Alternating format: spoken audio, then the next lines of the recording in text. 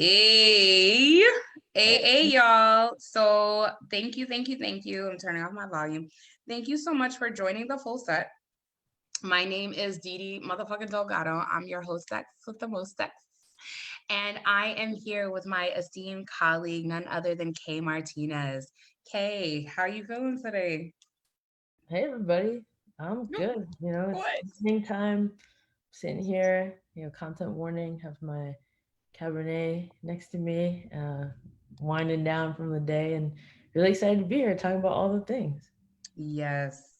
We're here to talk about all the things. So if y'all don't know what the fuck I know, I'm about to let y'all know. First of all, early, I'm putting up the payment links. If y'all don't know, Kay can be reached on Venmo, on Cash App, and also you can make donations to the Transgender Emergency Fund.org. Gang, pin comment, got no excuse. It's always at the top. Where's the link? It's at the top. I can't find the link. It's at the top. I want to introduce you to Kay Martinez because y'all have to know what I'm learning. I feel like I learned so much about you. We're gonna talk about all the things I feel like I'm learning about you. Okay, but let's do the basics. So for those of y'all who don't know, Kay Martinez, MA, is that a Master's of Art? It is. I got those Nigga, I letters. don't be knowing all these letters. Until I get my shit, I'm not gonna care about it. I'm just letting you know. Um, Yeah. Pronouns are they and them and theirs, is an Afro-Latinx gender non-conformer, bang. Kay is a speaker, curriculum designer, writer, and model. They have over a decade of professional experience directing diversity, equity, and inclusion initiatives in universities, and most recently as a consultant, partnering with leading tech, corporate, and nonprofit clients. Ooh, we got some things to talk about. As a writer, they have published research and op-eds on the political climate for queer, trans, BIPOC, or Black, Indigenous people of color in the US at the intersections of race, gender, and sexuality. They have been published in the Huffington Post, Vogue Italia, We're Your Voice magazine. Shout out to Lara Witt and RaceBaitr. Shout out to Harry Zaid, Hess Love, all of them. They were also named DapperQ's 100 Most Stylish of 2019. I would agree with this. I also feel like you and I'm running for 2020, but I'm gonna mind my business. Thanks. Kay has an MA in higher education from Boston College and is currently the Associate Director, Diversity, Equity, and Inclusion and Adjunct Faculty at Massachusetts General Hospital Institute of Health Professions. Y'all better drop some coins on this motherfucker today. Kay, welcome to the full set. How you doing? Thank you for that. And I Yes. want to say any donations to me today will be forwarded to the Massachusetts Transgender Emergency Fund. I showed up for their action this weekend. Thank you to the Black trans women who organized that. So yeah, all money sent to me will go right to them. So thank you for letting us know that too. I also want to say I'm concerned. So when I was like, hey, okay, I'll be in town for like a week, maybe two, you was like, oh, we can figure out selectively social distancing. And then I'm like, okay, so like, okay, we're gonna put up this transgender emergency fund link. Da, da, da. You were like, yeah, I went to the action. I was like, hold up, fam. What's popping? Like, how do we make determinations, especially with Juneteenth coming up? Like, how do you make determinations about what's important for you? Yeah, so I have been self quarantining, sheltering in place since, before it was like official.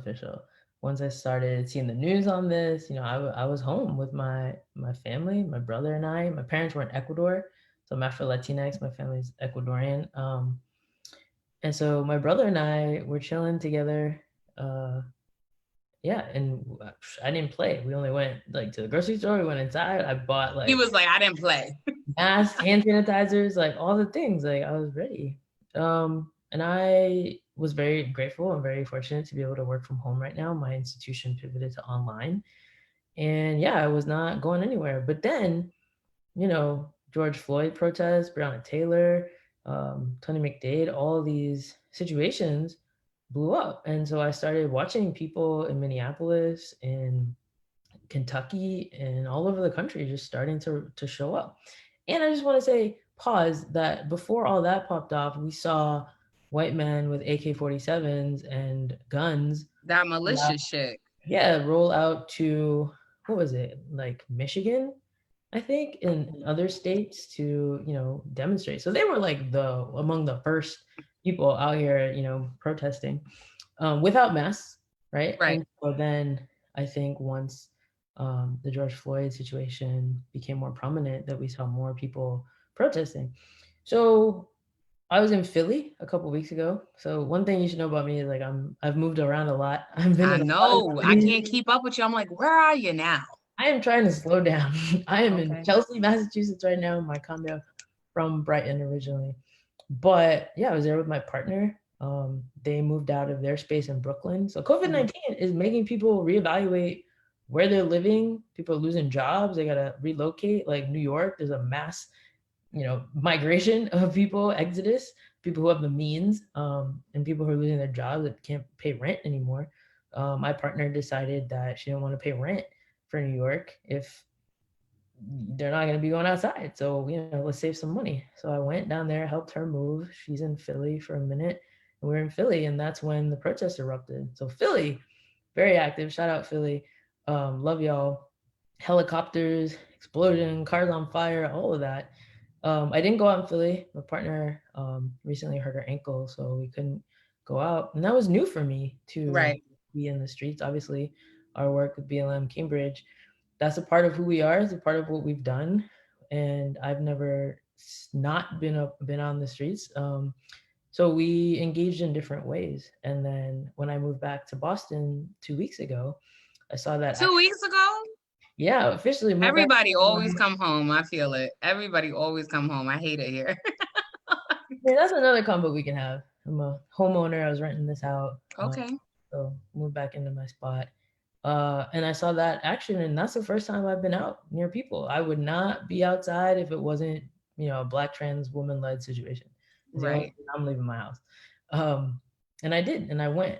What I noticed, most people wore masks. Almost everybody wore a mask.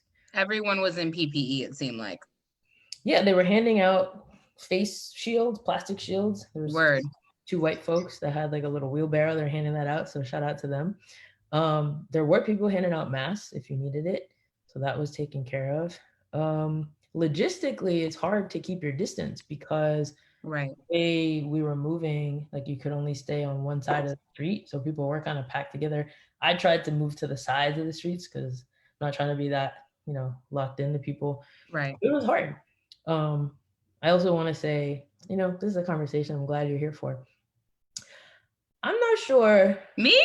Yes, you specifically. And Me specifically? A tactical situation, because we're on the streets. I wrote a Facebook post about this. Okay. Where the Black trans women in the front organized a march, and they had like a megaphone, and they were, we were stopped in the middle of a street. Several streets were like in Dudley, moving through, and I was like maybe 7 rows of people behind the very front, and they called mic check on several occasions. We're in the middle of the street, stop. People in the back behind me kept chanting, kept saying, Black trans lives matter, all this stuff. And I'm like, yo, the Black women at the front are actually trying to talk to you right now. Right. And you're drowning them out with your Black trans lives matter chant and, screaming with a mask on, like mic check, mic check. So I actually like I moved my mouth, I moved my mask down so I could yell back. And I was like, yo, mic check. And people just kind of looked at me like either they didn't know what that was or they didn't care. Right. Like, how are we educating folks who may be taking the streets right now, who have never done that before, on logistics on the ground?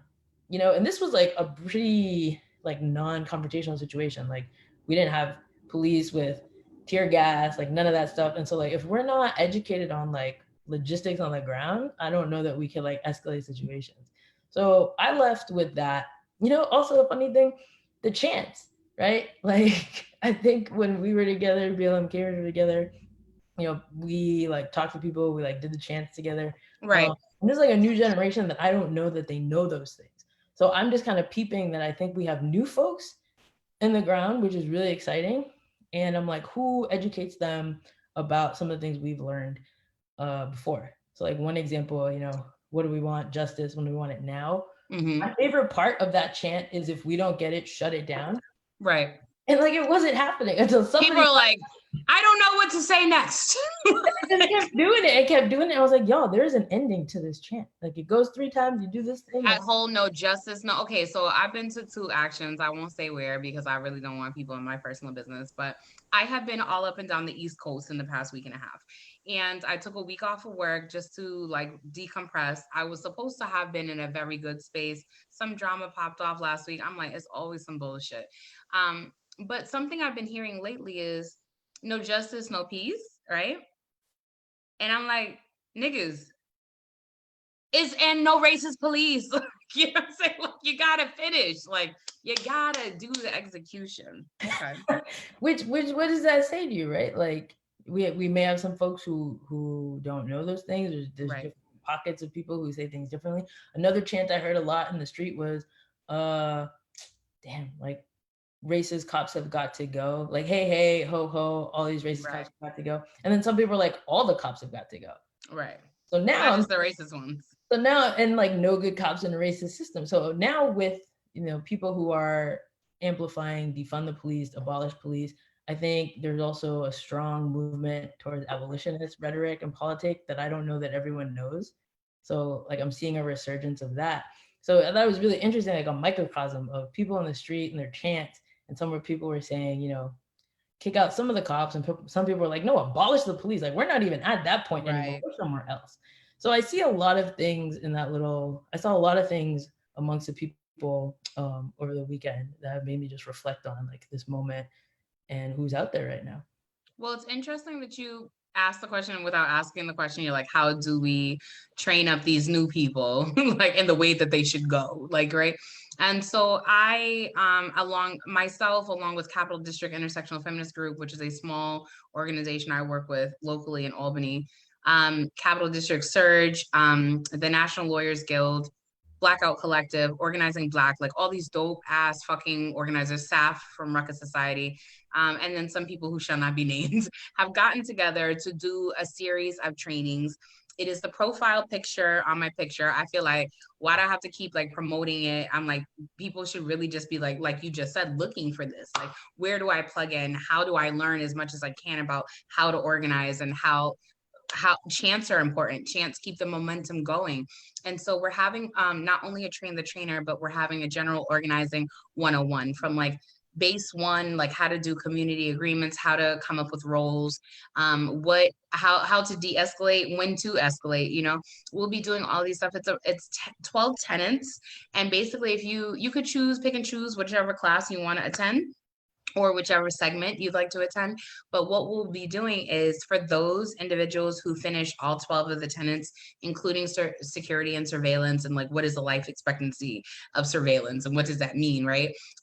Things that people who are brand new to the movement don't know yet. And even sometimes people in the movement don't know, so what we'll do is those people who choose to do all 12 of those will basically earn a train the trainer certificate. So by these organizations, Blackout Collective, Organizing Black, Ruckus Society. And so that way they will be able to train those coming up. So I can stop calling the same 4 or 5 people to be like, I need a direct action training now. So I'm working on that. We are raising money because we also want to provide the infrastructure to people to upgrade their tech. People should be using a VPN. People should be using Signal. If they can't use Signal, they need to be using riseup.net. Like this is, it's all, what can we do to be safe and keep each other safe, as much as we can. So I'm glad that you asked that question. Hello to everyone who's just joining. There is a question from the audience. Hey. Rava B says, have you been feeling the encroachment of white folks in rallies? Ooh. Well, encroachment. So like, are they like taking over or commandeering, co-opting? So again, I haven't been out much because we're in a pandemic. So recently, the only thing I went to was in Boston a couple weeks ago. Pre-COVID, the last thing I went to was in Brooklyn. Specifically, folks were organizing around the increase of the subway fares and also the hyper-militarization, additionally, of the NYPD that were doing like fare evasion regulation or crackdown. And so I think it's like FTP out of New York. And what they did, I thought was very effective. Before we went out, in the streets together, thousands of people. You know, one of the organizers was like, okay, when we go out here, white people, use your bodies to shield Black and brown people. They were like, white people on the perimeter. White people, if anything goes up, you were the first ones to go. So they gave tactical instructions to white people before we went out. So to your question, have I noticed white folks encroaching? I would say I didn't at that last rally in New York because there were specific instructions for them. And having white people out there with you when you're marching can be useful, like strategically, as long as they listen to directions, right? And in my scenario that I'm describing, when Black trans women at the front were calling for mic check, everybody needed to shut up. Right. But can I offer you something? Because I feel like that was the original question you asked. Like, what would have been like the step or whatever? I feel like if we're in radical spaces with Black femmes, Black trans women, Black whomever, sometimes Black men, I think that if there is a message, I said it, if there is a message that is being uplifted, then we need to play telephone. That would have been probably the best thing in that instance. That someone, and I think it again goes with training, but also think about the training that you and I had with BLM Cambridge. There was none. We just showed up and like fucked up and we made mistakes, but then we kept getting better. So in that instance, if y'all are at a rally and there are Black femmes, there are Black trans folks, there are Black folks at the front going, mic check. Somebody, if it's too big of a crowd, somebody needs to caterpillar that shit. It needs to be mic check. Then the next 10 rows of people, somebody needs to be mic check. So that way everybody can pass the message along if it's that big of a crowd. To me, that's crowd control. But then that also comes along with, do we trust in each other enough? Like when we're part of the queer and trans community, when we're together, when we're not a part of those communities, do we trust each other enough to like have these conversations and have like lean in and listen to one another? Because saying mic check and just yelling is not a logistical thing. Like for many organizers, it's a very much everybody like crisscross applesauce, sit down, be quiet. But not a lot of people know that because they're like, there's no microphones, or, you know, they've never been to an action. So it's like, just, I feel like a lot of people will learn by doing. And so maybe next time for those individuals, they need to maybe have like some white allies. I mean, because white people are gonna show up anyways, you might as well give them something to do. Listen, you stand here and when that person says mic check, you repeat it. And when that person says mic check, you repeat it, you know? So that would be my suggestion, is to have marshals or to have some white volunteers do the mic check. Black femmes, Black trans women are speaking, like, you know, mic check, everybody needs to be quiet and like explain it. Cause you know, sometimes people can be a little dense. So, I mean, that's what I would do in that situation. Yeah. And I think just to that question, as someone who's, you know, watching a lot of TV and news and stuff, like the actions that we're seeing across the country are white people encroaching, is an interesting question because we're seeing some white folks who are like setting cars on fire, breaking windows, like AutoZone. Like, was that a white person, like a rogue actor, or were they state funded? Right. And so, yeah, I think we are seeing broadly white folks who are encroaching on movements and putting people in dangerous situations because they're destroying property when that is not the wishes of the organizers who are Black. And I've seen a lot of videos, viral videos of like Black folks who confront these white provocateurs who are breaking stuff, and they're like, yo, that's not what we want you to do. And so the question is, who are these people who are breaking these things?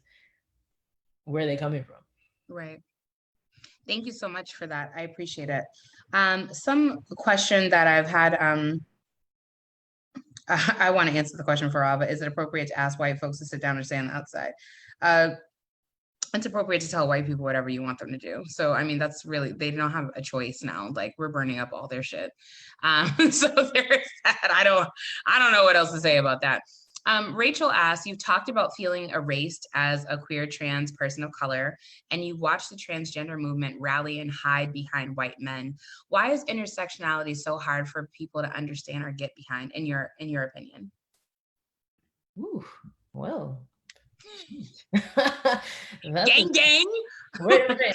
So, one thing I think they're referring to is something I wrote for Wear Your Voice magazine about feeling erased during Pride, and I think Trans Day of Remembrance, where I've said that I feel like that's the only time that they center Black and brown trans people is when we're dead.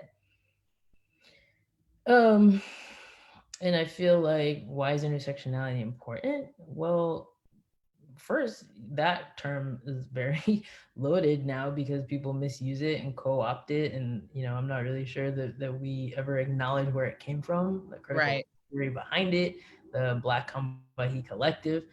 Shout out to Mita Fraser, hello, love you. Boston in the house, right? Where these things came from. So this phenomenon is not new, that people of the margins push others to the margins.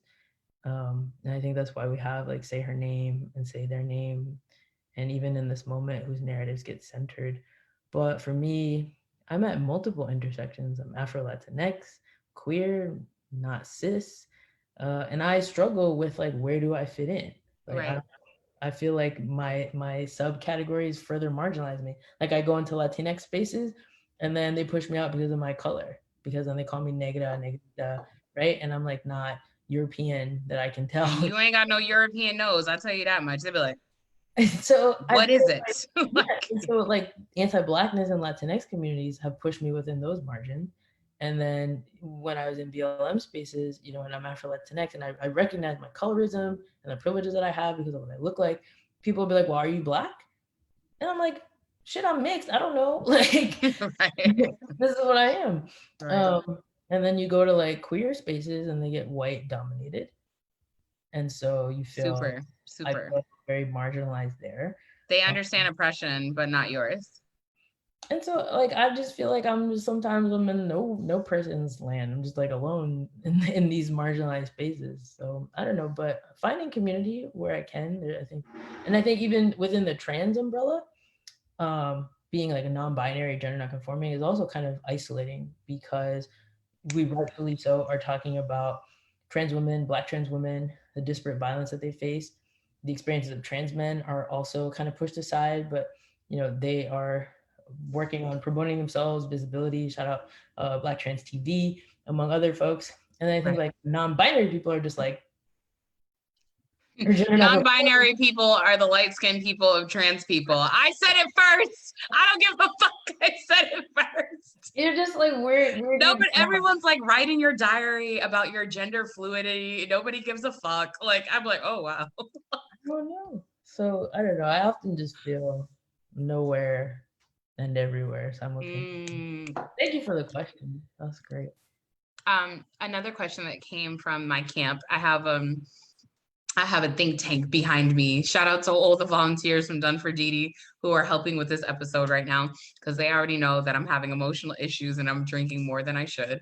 One of the questions that I actually don't even have to read, it's something that I deal with, and actually Mshari is here visiting me. Something we spoke about kind of like off camera too is like, when you change your name because your identity is based in like oppression, or it's based on like not a good representation of who you are, and you change your name, and also when you shift, because I feel like you had said something that made me giggle. You're like, shout out to all the babies who came out the uterus knowing that they was out here, like, what I'm saying, trans and queer and two-spirited. And so shout out to them. Yes. And for those of us who have transitioned later on in life, or been like, hold up, that assignment actually don't fit me. And it's nails on a chalkboard for me personally. Every time I hear like her pronouns, when I say describe myself, and I'm like, oh yeah. And I don't even know situations where I have to describe myself, but you know what I'm talking about. Sometimes you have to describe yourself, or you're like, oh, I'm telling the story and I'm recanting what someone else said. And if I use she, her, hers pronouns, or like girl, like, or somebody said, it's like nails on a chalkboard. How do you, as a person who is non-binary, who by therefore in default, not the gender you were assigned at birth, right? How do you have these conversations that are super important with family, with friends, with coworkers? Do you ever feel like I feel, and just be like, I don't want to take up space and I'm tired? Yeah, absolutely. So we were talking earlier, I'm 34 and I have transitioned by using a different name and pronouns. I think it started in my late 20s, and now I'm in a place where, you know, I'm K and they, them. So the spellings have changed, and I've done all this at work. So I've been working in universities. So I've, you know, changed my name and pronoun in these situations. Part of the hard part of that is like navigating then the workplace where, you know, using they, them pronouns. There are students, more and more students who use that, more and more staff and faculty use it. But I have been among very few, if not the first and or only. And so misgendering happens. And I have written extensively about misgendering in the workplace, what it can do to folks, how we can avoid it, how do you handle it. And yeah, and so with my family, so language is a big thing. My parents are not English primary speakers, speakers. right? Mm-hmm. Spanish is their primary language, and they're not, you know, from the U.S. So machismo and gender norms and Latino cultures is like very rigid, very different. And so I haven't had that conversation with my parents because I don't even know what that would be like. So I feel like these decisions are highly personal. And we know that like trans people, non-binary people, when they come out at work to their family, to whomever, there can be consequences. It can cost you your job. It can cost you your relationship with your family. People get kicked out of their homes. They lose everything. So that's not something that everyone can do. And so I feel like everyone needs to calculate their own risk and consequences. You know, some people can't afford to lose jobs, and so they just have to figure out a way to like deal with it and work and be someone that they know that they're not. Doesn't mean you're any less trans or gender non-conforming or non-binary. You just have to thrive in a capitalist system and survive. So you gotta do what you gotta do. No, I appreciate that. I know like a lot of my friends, like shout out to Shay Shay and Sick, BLM 413. Come on now. I feel like it doesn't matter like how much time has elapsed. They hit me up and like, what up, Mixed Delgado? Like, you know what I'm saying? And it just feels like without having to like, so what I've been doing lately, actually, I won't even say lately. I think I've been annoying people since 2014. I think everything I've been saying since 2014 has really annoyed people. But I was exploring gender expression even back then. And I was like, my pronoun is Dee. I used to irk everyone's soul at BLM Boston meetings. They'd be like, we hate it here. Why is Dee like this? Like, you know, I'm like, but so it's interesting. Someone inboxed me. First of all, you have to know I hate inboxes about other people. I hate it. Okay. But someone inboxed me and they were like, oh, you know, someone asked about your pronouns and I just was trying to explain it. And like, what's the best way that you would explain it? And I was like, my name is Dee. If people say it's asinine to say Dee 47 times in the introduction, well, you didn't say nothing when you were saying she, her, and like 47 times during the same introduction. She is an esteemed, like, you know what I'm saying? And her work would be, you wasn't saying nothing. So why is it a problem? Does it seem like it's so self-important? Like, you know, and I like lean to folks like Ashley Shackelford. Love Ashley to death. Like, they mind is just so expansive. I don't use they, them pronouns. I'm not averse to being called she. I'm not averse to being called he, they. I'm not averse to it all, but I feel like where I'm at, like in my gender acknowledgement of like who I am, I just want to be called by my name. Everything is triggering. And I'd be like taking so much care with Black folks. And I'm like, it's not your fault that you don't know this conversation yet, right? But then also I get angry at those same people because I'm like, why don't you know this conversation yet? But I have to remember that I didn't have this conversation always, you know? And so I don't know if there was a question in that, but like, I appreciate you sharing your experience, you know? I just want to say that our community changes names, pronouns often, and the way that someone introduces themselves to you may change tomorrow. It may change a month from now. So for us, like a liberatory practice is always giving that space for someone to present themselves how they feel in that moment. And I know Hunter Shackelford has recently talked about their name change and pronouns. And so like, oh, super recent then, because I'm like, exactly, right? And so right, okay, with our community, like that's a practice that we, you know, take on because we're moving towards a space where, you know, we're defying like all the laws and norms and protocols. Like, you know, we're right, undoing the English language, we're undoing the binary. And so what does that look like in our day to day? It means like, how are you today? Like, what is your name and pronoun? Like that might be the same tomorrow. No, I totally appreciate that. Can you share, like, on that same vein, like, what it means or how it feels to have your friends and family, because I've shared how it means to have your friends and family commit to learning and using your pronouns. Someone said preferred. I hate that word. Your pronouns via misgendering and not caring. Do you feel like people don't care, or do you feel like a socialization, or both? I think it depends what it is and what's the context. Like some people, like they don't know, and this is new and it's their first time. And like I usually give folks like a little bit of grace. I'm like, all right, like I may be the first, but like if Right. it's happening, it's habitual, then I'm like, you don't care and you don't care to learn. And it's really harmful and hurtful to me. Right. Um, so that's how I approach it. Like one time is enough. Like it should never be more than that. But I realize that for some people it's a struggle. And what I had Has to, it been a struggle for you?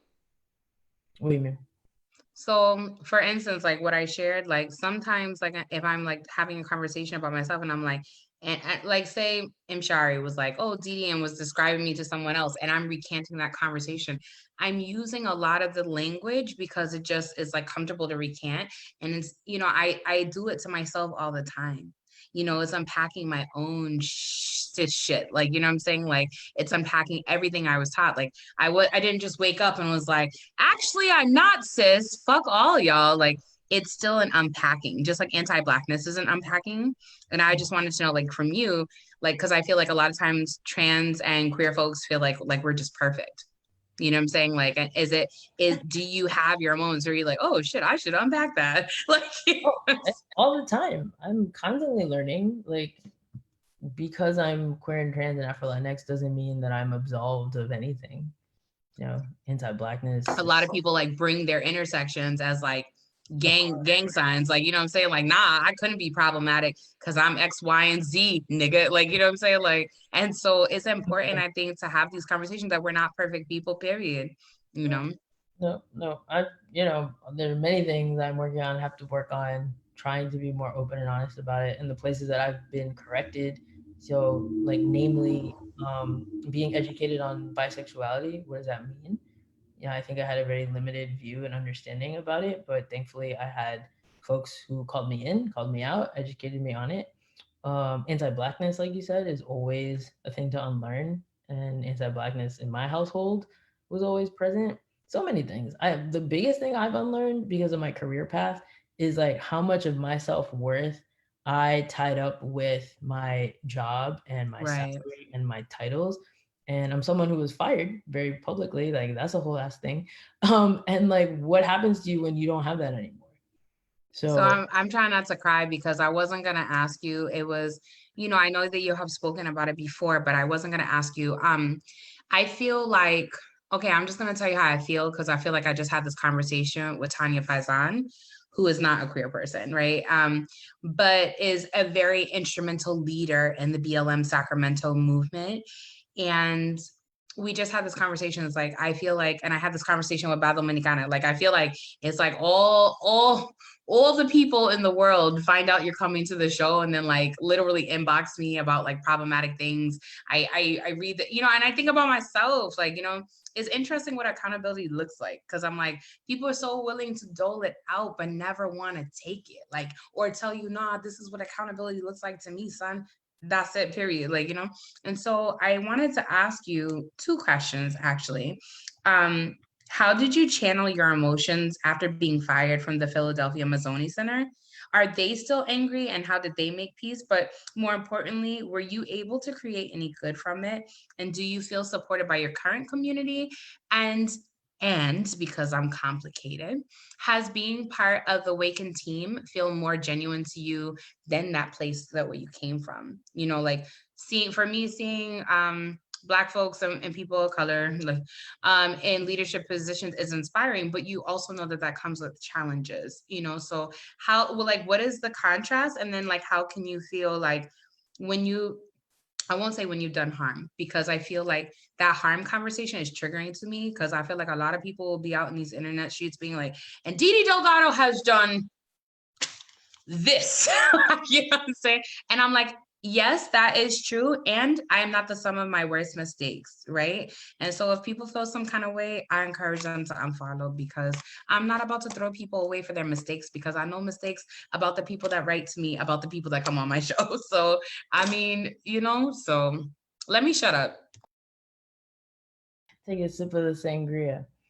Yeah. So I've been very public about what happened to me. There's a very long paper trail. It's not new information. Right. I don't know that I've ever been able to talk about that. So you're the first person to ask me about it. I want to say that the first thing I thought about when I got fired was, what will my students think of me? Mm. Like everything was like very calm, very clear, and like those are the people who came into my mind. It wasn't like my bills, it wasn't like my future. And it was like so weird to me. Like I never thought that that would come up. I was like, man, what are my students going to think of me?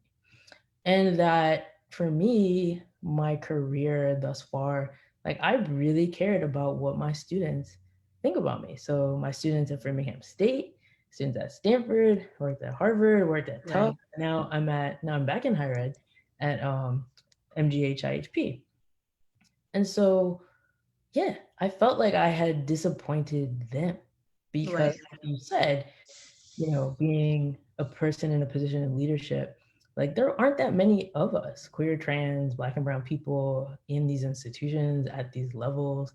Um, so yeah, I felt like I heard this phrase, Dr. Van Bailey from Brooklyn Boyhood said, possibility models, that were possibility Mm. models for others and for future generations. And that always stuck with me when he said that.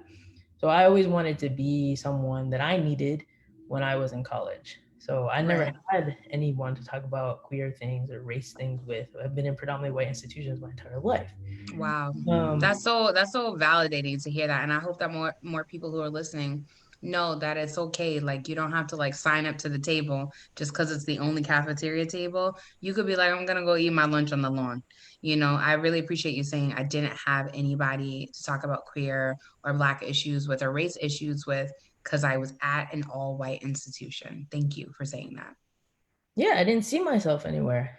I didn't see myself in the curriculum. I didn't see myself in the professoriate. I didn't see myself in the administration. And I went to school in New Orleans. So I went to Loyola University, New Orleans, What? Oh, come on. Oh, Yola. Okay. before and after Katrina. Mm, Hurricane Katrina was the moment where I saw all these intersections. Talk about intersectionality of race, class, anti-Blackness, climate justice, all these things, like urban planning, like everything, redlining. And that moment, that experience changed me forever and what I wanted to do and how I got into this work. So yeah, to your question, like that's the first thing I thought about, and how did I channel it? Um, I wanted to use legal recourse.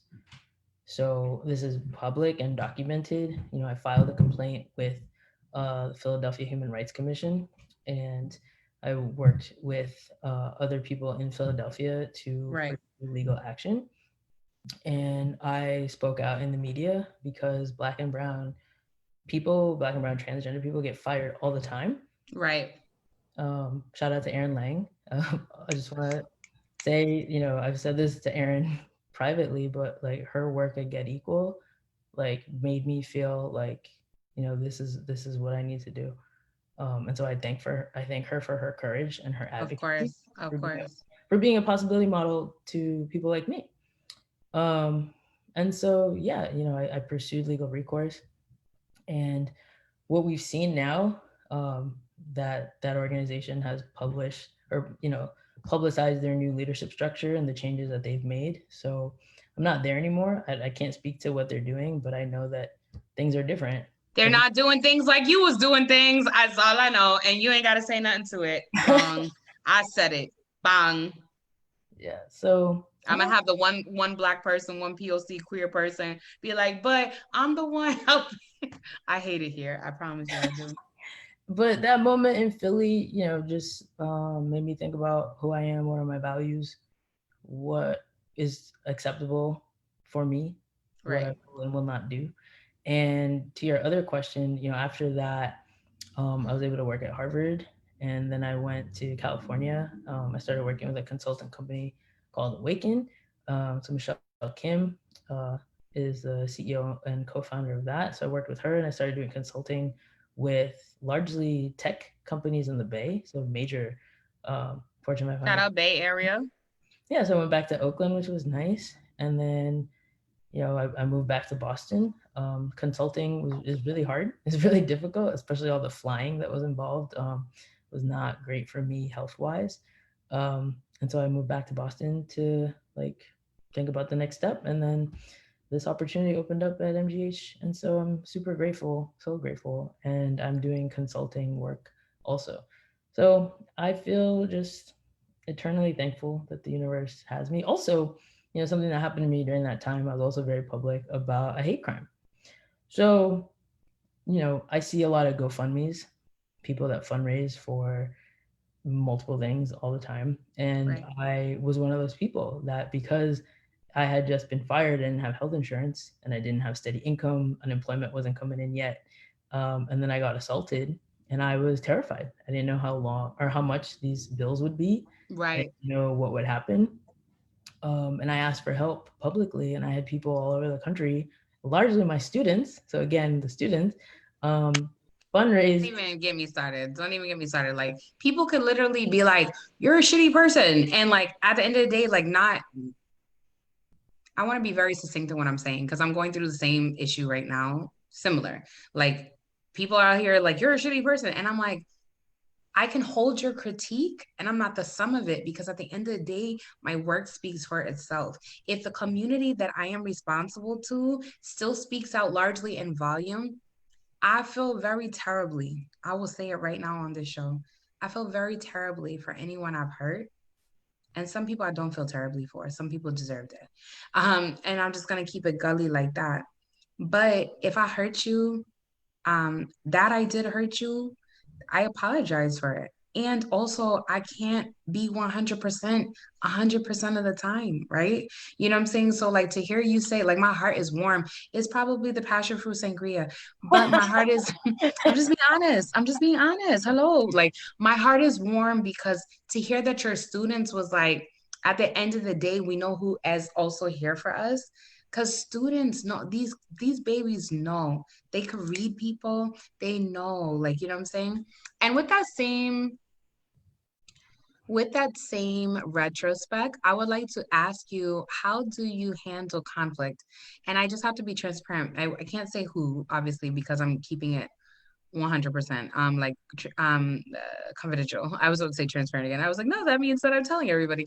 I'm trying to keep it confidential, but someone inboxed me and this has been a recurrent theme.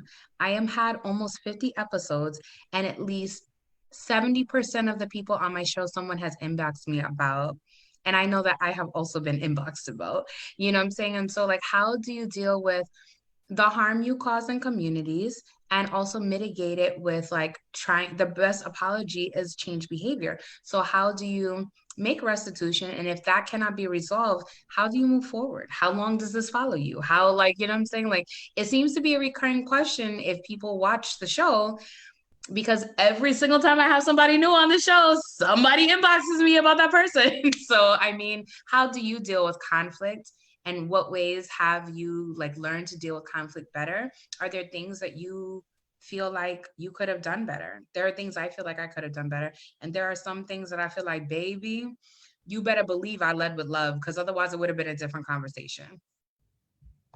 Yeah, there is no like shortage of things that I have not done as well as I would have liked to, or things that I would do differently now. Um, I think, I mean, to whomever or whoever mentioned that, if there's anything they'd like to talk to me about, and I'd like to facilitate that. Um, but yeah, I think in general, what I have tried to do is have open communication. And if it's something that I wrote or something that I posted, um, like revisiting that and being like, okay, here's what I wrote, and I recognize what the things I said, or how the things I said were not great or how they impacted you. If it's something that like I did in person, trying to apologize or saying, you know, I'd like to talk to you more about that, like clarify and say what I did. And then like the change behavior is like the long-term commitment to being like, okay, I recognize the things I did in these moments were harmful, and how will I address that going forward? Therapy is helpful. Seeking professional help is also helpful. Right. But you know, I mentioned before. How does therapy feel for you as a queer trans person of color? Like how does So like we hard to find a therapist, and I want to say with insurance and without medical insurance is vastly different to like your access to getting medical and professional help. There are physicians and counselors who do things on sliding scales, but it's hard to find them. Also, someone who would be like well versed uh, with my particular context. You know, I don't want to be like educating my counselor on like my Ooh, you said a word.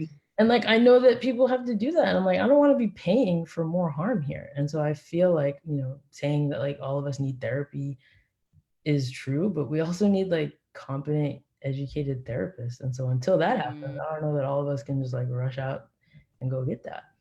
But yeah, I mean, I recognize I've done harmful things in the past, and if anyone would like to talk more about that with me, Do we you can feel like, I can't believe I'm about to ask this question, but I feel like I need to be gangster on my own show, right? Like, as long as you know me, like, I don't hold back. And when I do hold back, it's really because I'm leading with compassion. Because you know that I have cursed some motherfuckers out. Do you ever feel like because you are available to be held accountable, that people I can't believe I'm feeling sexy about this question because it feels good. Come on, ancestors. Do you feel like people hold you accountable because you are willing to be held accountable? I don't know. I mean, that's not up to me. It's up to the people No, who I feel want. like I'm asking because I feel like I see a trend here, right? Like I'm like I wish that I had the capacity, that I wasn't a single mom sometimes. I wish that I didn't have a full-time job as an executive assistant. I wish that I wasn't a full-time LLC owner trying to make my coins out here in the streets. I wish I wasn't a community organizer. I wish I was like a motivational speaker or some shit, right? Like, and just got paid just to speak and write and this, that, and the third. But I've noticed a trend here that people who escape accountability, you know, I think about like high profile people who keep doing the worst shit and we have dossiers on them, right? And then you have community organizers who have like the weight of the world on their hands, right? And just even if you're not a community organizer, just being Black, just being brown, like just being queer, just being trans, right? Or all the things all together mixed up, one disabled, cash poor, right? Fat. I think about all those things and like how we pay penance to each other because we are aware, for the most part, in Black feminist spaces about intersectionality. And so we know, oh, you know what? I shouldn't have said that. Or, you know what? I acknowledge the harm I've done here because that's this community I've affected. But that's not really required. Like a lot of dragging has happened of white allies, and I'm all here for it, right? But like when it comes to us, is there a way that we can operate differently with one another? Because I feel like I look at you like, oh, brown skin equals steel alloy community container.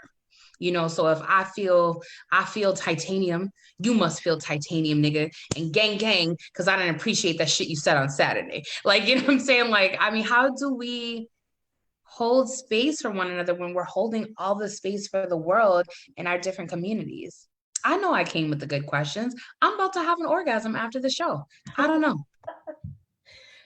Accountability is so like elusive to me as a concept because I don't know like where it really exists. We talk about restorative justice and you know all these different theories and different practices, and I don't know that it is real. I want to believe that it is, but like one thing about the like accountability model that I hear a lot is like, oh, my community holds me accountable. I know I'm going to be out here, I'm going to say whatever I'm going to say, and then I expect my community to hold me accountable. Who's going to do that labor? Who is that? Mm. Who is the community that you speak of? Did they sign up to do that? Are you just going to keep doing all the things and just wait for someone or some people to Right. call you in and call you out and talk to you about that. Like, I don't know that that happens. And I guess what I think is most realistic in my life is like, I have like a close circle of people.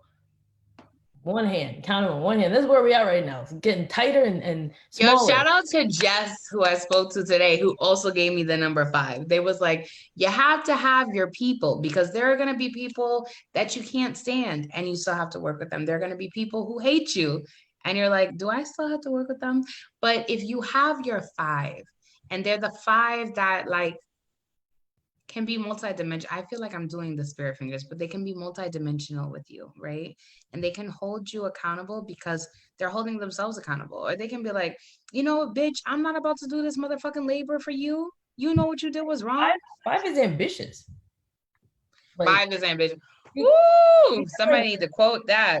like what 5 does is ambitious. mean? It's like you have to hold space for your friends, your loved ones, and call them in, educate them on things. And it's gonna be messy, and it's gonna be a lot of time and tears and anger. And I'm like, you want to do that for a whole bunch of people you don't even know? I'm not. I'm trying to live and exist in this system, and I don't know that I can do that for a whole 2 handfuls of people.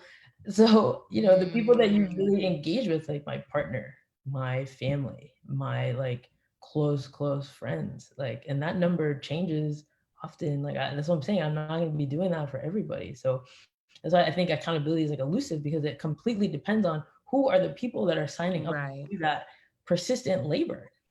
And I think Rava says she was thinking she has like maybe 2 people. And yeah, and Diana said, can you talk about accountability versus responsibility? yeah. And so first of all, I just want to say that I think if you have one person, 2 people that you are truly deeply engaged with, that hold you accountable, like when you say something, they're gonna talk to you and be like, hey, like this is a thing, and like you are lucky. And that to me is like the closest thing I've ever seen to accountability in my life. And so on a big scale, I don't know. And then before we go to the next question, like on the internet, Yes. right? People comment on my stuff all the time. Like a recent example, I did this panel for Monster, and accessibility information wasn't on it. And someone on Facebook, Gamer Gomez, I just remember at the top, wrote in my comments, it was like, yo, like you need to do better. You need to put accessibility information on. And I was like, you're absolutely right. And so Right. that's a form of accountability. I don't know this person, we've never met, but I think the internet allows some of that to happen where like you have to respond right away. And so Right. because I'm not a person that needs accommodations on Zoom, like I wasn't ever thinking about that. So that's my own privilege. And so I'm really grateful that I had someone who made me think about that. Accountability versus responsibility, to me, like accountability Baby. involves action and this labor, like these other people or a person who have a commitment to working with you and helping you and talking to you is what I distinguish accountability. And there's consequences or there's recourse is like what I think accountability is, like a check and Right. balance system, a check-in system. Responsibility, I think, is largely like personal. It can be. These are like the things that either I sign up for or ascribe to. Like, what is my role? What am I going to do here? But accountability to me, like, I think my responsibility is to hold others accountable. Like, I choose that. I decide that Right. that's what that's Right. going to be. If I decide, I I don't. can't wait to watch this again. You are 19 forever and forever and forever in my brain. Like I see you not as a kid, but I just see you as someone who's just got eternal life in them. And I know that that's a dangerous thing for Black and Brown folks. Um, I'm going to ask my question, but then I also want to offer Grace's question because I haven't heard from Grace in a while. And so the question I have for you is, you know, the life expectancy of trans women is 35 and you're getting up there, right? And so like, what does that mean for you? What does that mean for your trans brothers and sisters? Like, how can all of us like stop oppressing one another? Because that's what it really comes down to. It's these feelings that we have as like oppression, and we're exerting it over other people. I got into an argument. It was an argument. She called me on the phone. I won't say her name because I don't want to put her out there, but someone I know very much so was like, I really dislike the fact that y'all are dividing Black Lives Matter into all Black Lives Matter. That I was like, no, have you ever considered that it's a highlight? It's not a demarcation, right? It's not a this group matters more, right? I said it's to remind folks who are only centering Black men. It's like, and I think somebody even asked that question earlier. How do you center trans people when we're talking about the most marginalized, when you have people in your mentions in your inbox talking about, statistically speaking, it's Black men who are gunned down at the hands of police? And I'm like, statistically speaking, it'll always be Black women, Black trans women, Black trans men who are seen as other, right? Who are disproportionately affected by intrastate violence, intercommunal violence, healthcare violence. Like, you know what I'm saying? Like, how do we have these conversations where it's like, not erasing our own narrative, but then also not erasing the narrative of Black men? I think is an important question, because I do believe that all men are trash. And also, clearly, we found a way to like look past the trash of what is men and be like, and George Floyd, like, you know what I'm saying? So how do we have these important conversations? Does it matter that people feel like trans folks are erasing cis folks? I don't think it could ever happen. But the fact is, I find myself arguing, and I just be like, okay, all right, sis, whatever you say.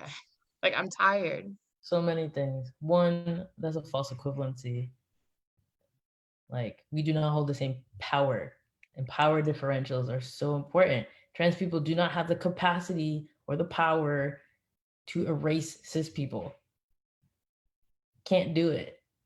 So, you know, whoever thought that is saying that like the small number of trans people who exist, first of all, like just talking about population numbers, we are outnumbered like by millions. Like we don't even have the critical mass to do that. And then we do not hold power, like abject power, is my immediate reaction. People really love to throw out these false equivalencies, right? It's right. But to your like earlier question, like how do I feel about, you know, someone who's approaching 35 and the life expectancy of trans women? I wonder about that statistic. Where is it disaggregated? Like, what is the life expectancy of Black trans women specifically, and white trans women, and you know, Latinx trans women? So I don't know that information. So I wonder, because I would imagine that there's disparity there, and I don't know for sure. I'm just gonna say that. I'm gonna look it up while you're talking. So that's my first question. But because I would imagine that the life expectancy rate for a Black trans woman is different than other groups. And so I want to hone in on like disaggregation and disparate impact. And for me, you know, I am not a trans woman. I am a gender non-conforming, non-binary person, and I do not present as femme. And so, you know, talking about men, from what I understand, a large number of the people who kill trans women are men. And you know, there's a lot of motivation as to why these men kill trans women and Black trans women at that. But a large portion of these folks are talking about the trans panic defense. You know, I felt deceived by this person. I didn't know, you know, they should have told me.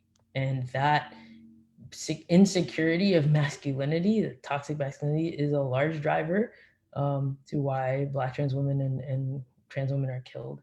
And I don't think that that's something that I face in particular, because I do not engage in that dynamic with cis men or men, me personally. However, when I talk about the violence that I face as a gender non-conforming person, I have faced violence at the hands of men. I talked about the hate crime. And trans men and masculine of center people, masculine of center women, face violence from many people, but largely from men in a different capacity because of what we look like. They make comments to us as trans antagonism. They're saying, well, what are you, like man or woman? Or like, let me treat you like a man then if you want to look like a man. It's a different dynamic. It's not motivated by the same dynamics that trans women face. And we do not get killed at the same rates. Right. We face, you know, interpersonal violence where we're hurt, street crime, street harassment, but it's very different. And so when I think about that, I have to separate myself and recognize the privileges that I have because of what I've Right. done and how I face harassment and violence in a very different way than trans women do, and especially Black trans women. Also, like the variables of sex work also create situations for violence. Um, and so I'm very privileged in that way, and given my education and the work that I do, and it's just a very different situation. But what do I do and how do I show up? So I think moving money, right? Supporting the Massachusetts Trans Emergency Fund, which is organized by Black women in Boston in Yes. March. So I think my privilege is moving money to Black trans women, especially to amplifying their work and what they say wherever I can. I have tried in the organizations that I work at to bring trans women, especially trans women of color and Black trans women, in to speak, so I can Right. move institutional dollars to them whenever I can. So that's some of the stuff that I can do in my role. So yeah, and I want to just say that trans masculine people, non-binary masculine people, like we face violence differently, right? But I have also tried to support trans men, especially Black trans men who are survivors of hate crime violence. So I used, because of all the money that people donated to me when I was hurt, I was able to save some of that, and then I use that to give to others.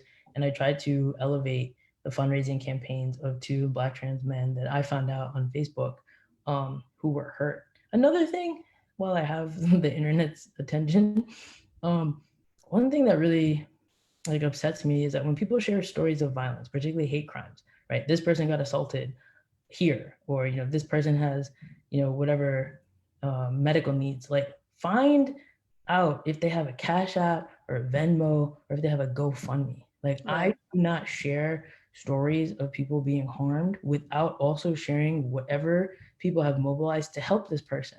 Right. So that's just like a matter of practice for me at this point. Like, I see the story, I find the name, I Google it, I Venmo search, like I try to find out, how do I get this person money or funds?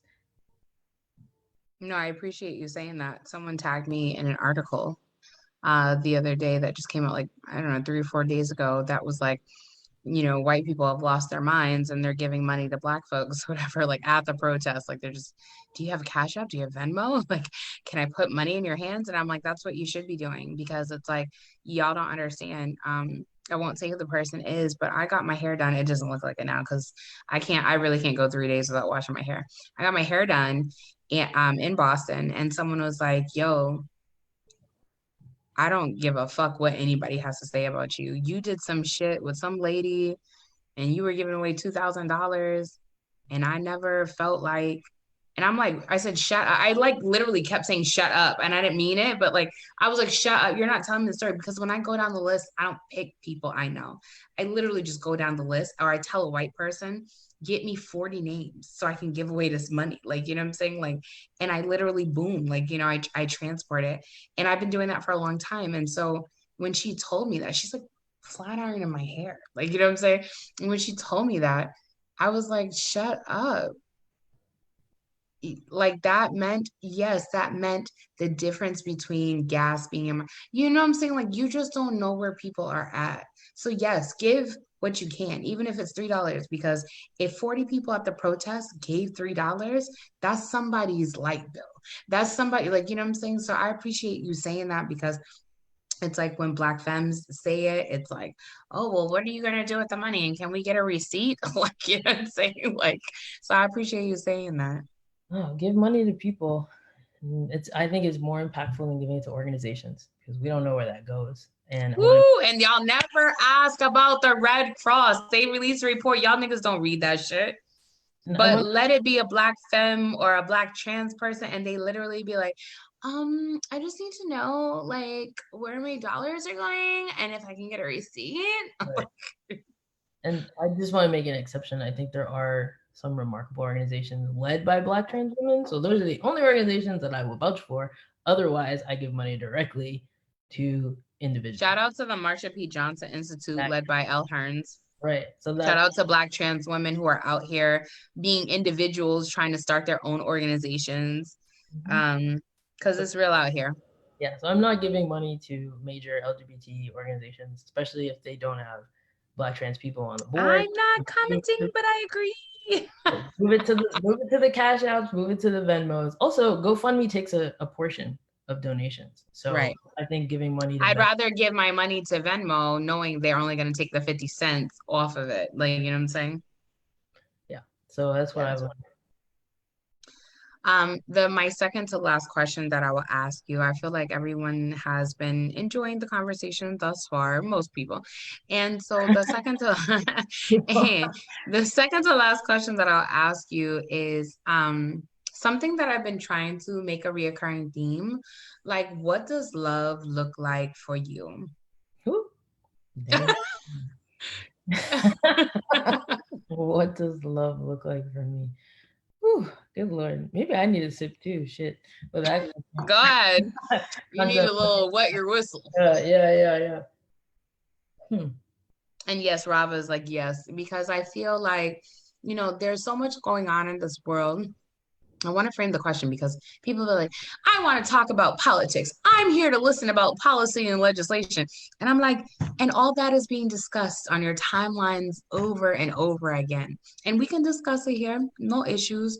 But I want to talk about what love look like to people. What does love look like when it finds you? Did you find it? Like, are you still searching for it? Like, what does it feel like to be brown, Black, especially Afro-Latinx, and be in a time of pandemic, be in a time of uprising, and be like, I still need to fold into myself in order to sleep tonight. You know what I'm saying? Like, what does that look like for you? I think the pandemic has just added a whole another layer to this. Where we're living in a situation where you can't be around people or as many people as you were before. And I think for folks whose love language is physical touch and quality time, it has been particularly difficult and being like particularly difficult. I'll mute myself. Yeah, and I think people have had to spend more time with themselves. Also, we've seen a rise in domestic violence incidents. We know that people have had to seek shelter in places that were not safe for them. So we've seen that rise as well. And I think about the impacts that it has on trans people, especially Black trans people who are often in search of housing. Housing situations are not safe for them. So what has a pandemic done for them? But like for me personally, like love in this moment, we have to be very careful and very selective. So this idea of like your close friend circle, that shit got even tighter. 2 in a pandemic. 1, just me and Egypt maybe. Yeah, people are talking about their pods, their quarantines, and like exposure and like who are we going to be around and the implications of that. And like we're having these conversations that are not new, by the way. Definitely. Shout out to Shavonda Sisson, who like we had this huge argument, but now niggas is talking about pods and I was talking about pods. Like, you know what I'm saying? So thank you for that. Right. So the disability justice folks have been talking about this for a long time. They've been immunocompromised for a long time. They're like, hi, this is not new. Maybe you should listen to us. So pod theories, I know you have Lydia Brown coming on. So I'm so excited for that conversation. I'm glad that they said yes. And Mia Mingus, like people who've been talking about pod concepts. So love to me right now is very close knit in the microcosm sense of like who I can physically be around, who I'm going to expose myself around. Like my parents, I said they were in Ecuador. Ecuador had very high rates of COVID-19, and it was a struggle for them to get back into the country. They like shut down the airports, all this shit. So like now I really think about my exposure to my parents and like making sure that they're safe. So I'm not going to be running around hanging out with people except this protest. But now, 2-week isolation, wearing a mask anytime I'm near my parents. And I don't expect that to change. We're watching these infection rates and, will we have another wave and what does that look like? So I think people who are dating right now are also navigating this issue, right? Like, what does that look like? Me personally, though, I have a partner. I wish, only because I hate the dating. Like, you know what I'm saying? Like, it's a journey. It's a journey. It's a journey. But me personally, like we've talked about all my transitions, like, I I feel like I'm still growing and evolving and changing my name, my pronouns, my identity. I didn't have these words before. Afro-Latinx, non-binary, GNC, like all that's really new for me. Right. And I think that it's been really hard for me to find a partner because I didn't know who I was yet. Mm. And so at 34, like I'm still exploring. But my Can you relationship, tell people what the last four digits of your cell phone number is? why? Oh, for Venmo? Oh, 7461. Okay, 7461. Bye. I mean, Yeah. you could just bypass, but then all of a sudden you don't know if the money is somewhere else. I get it. I get it. No worries. Um, yeah, feds are on the line. But for me right now, what does love look like? So I really want to credit my partner, Blaine, here, for our journey growing together and what we want to be. So we often talk about our goals and are we supporting each other? Thank God Is for, time a factor in your relationship, or does time not matter? what do you mean? Time together? I feel like a lot of people be like holding on to dead relationships because of time spent. And so is time a factor, or does time not matter? I would say, well, we've been all over the country. So because I move a lot, we've evaluated our relationship, changed dynamics, like Mm, constantly growing. So yeah, I mean, we'd love to spend more time together, but there was a time when she was in Brooklyn and I was in Oakland. And right. we had to talk about what that meant for us. Exclusivity or open or not, like all these conversations we've had. So for me, love, thanks to my partner, means uh feeling like we can talk, we can communicate, we can learn together. We're also unlearning things. We're, recognizing the areas that we need to grow in as individuals, our Right. trauma.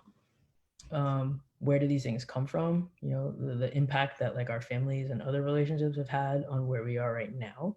So there's a lot of work that happens, a lot of self-reflection. Um, I want to say that we talk about a lot of things. Like the internet has a lot of great graphics and like codependency, and like we check in, be like, hey, what does codependency mean to us? And like, are we exhibiting any behaviors that may be this or not? Ooh. I just appreciate my partner for always being open to learning and helping me, and also like encouraging each other to get help that we need separately Right. so that we can be like better in our dynamics and how we show up.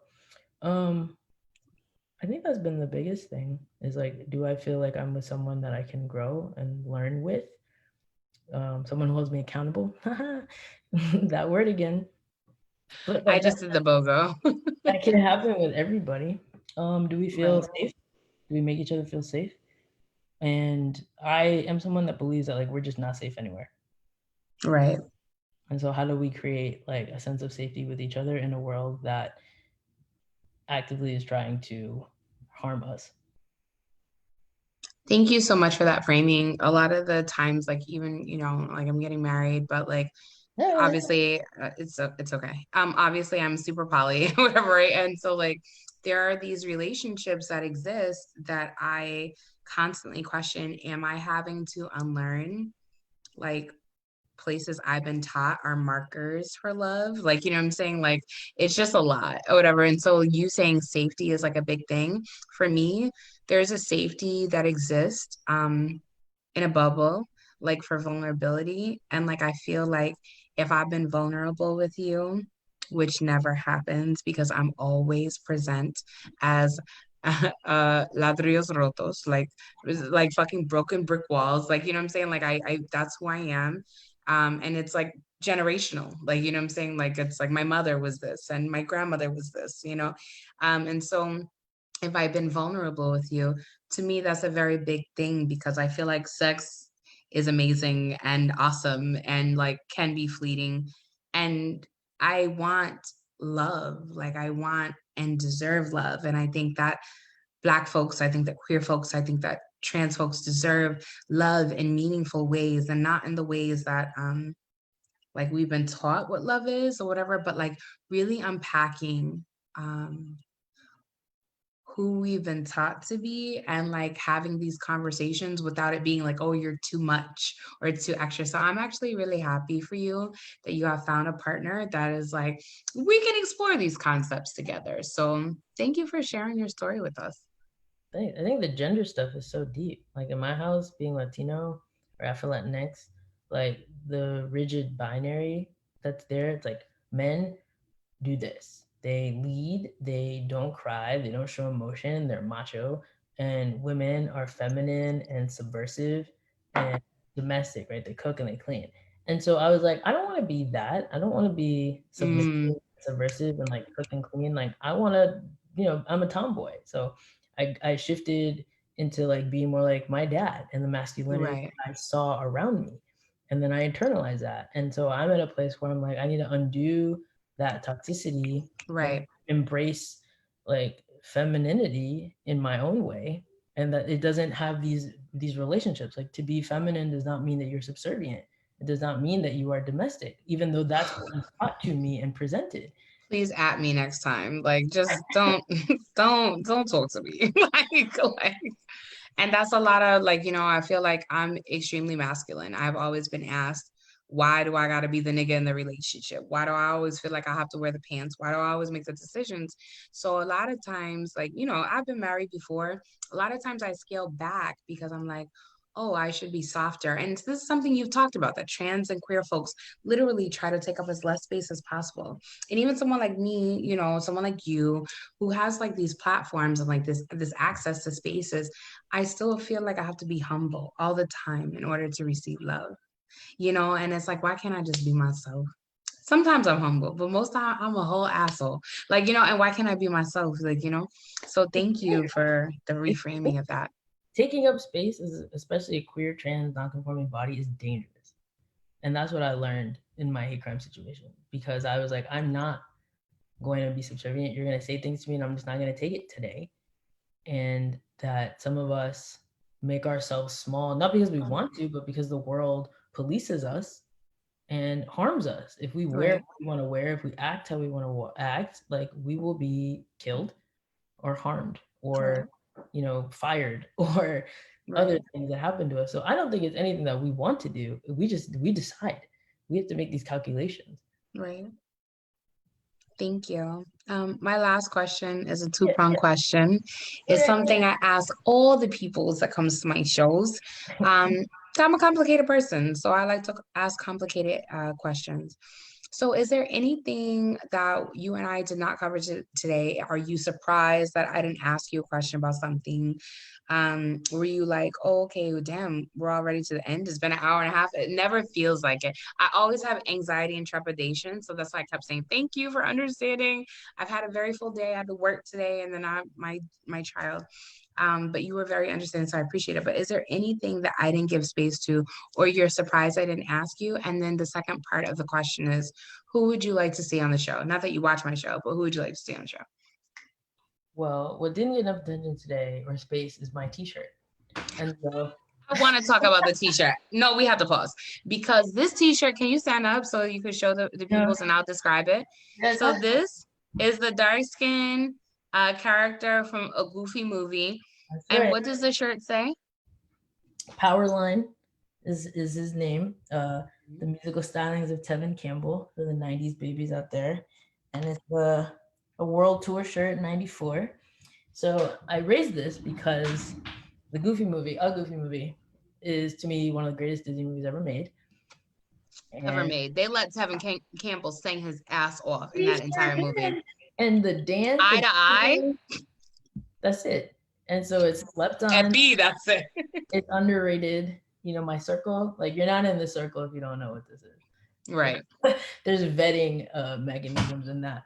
And like part of my, I don't know, my existence, my self-expression has been through my clothing. And I've been really fortunate to, I don't know, be in spaces where I feel like I push those boundaries. I wear what I want to wear. I do what I want to do. Shout out to amazing queer spaces that are celebrating people who are wearing clothes that they want or making clothes that we want, like Stuzo, out in LA, DapperQ, right? All these different platforms that are highlighting queer and trans folks.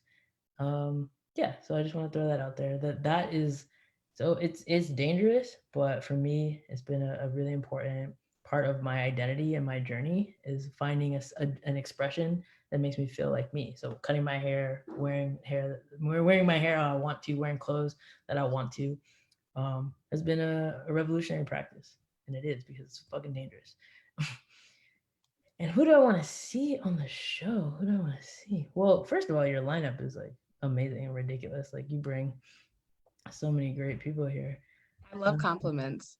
Oh, I grew my hair just for these compliments. I'm gonna have to get back to you on like who. Yeah, no, I would really love to hear who you would suggest. A lot of people, because I know, you know, I know that Elle has been on the show. Has yes. Aaron? Did I mention Aaron Lang before? I have not emailed Aaron Lang, but I could. I would, because she published or posted something on Instagram where she was talking about, and I don't want to misquote her, so I suggest folks watch it, but like, what is necessary in this moment. She's like, are you willing to like die for Black liberation right now? And she was talking about like, not just like end of your life, but killing the parts of you that want to succeed in this system. And that was like, that's some shit. Like, I had to pause. I was like on a train leaving Philly, coming to Boston, and I heard that. I was like, whoa. So yeah, so I would say Aaron Lang always. Okay. I'll reach out to Aaron. I will. Thank you. Thank you. Kay, I have had an amazing time with you. I am thrilled that you were my guest. I feel like your support of Black Lives Matter Cambridge has been one of the instrumental tenets and like helping shape things.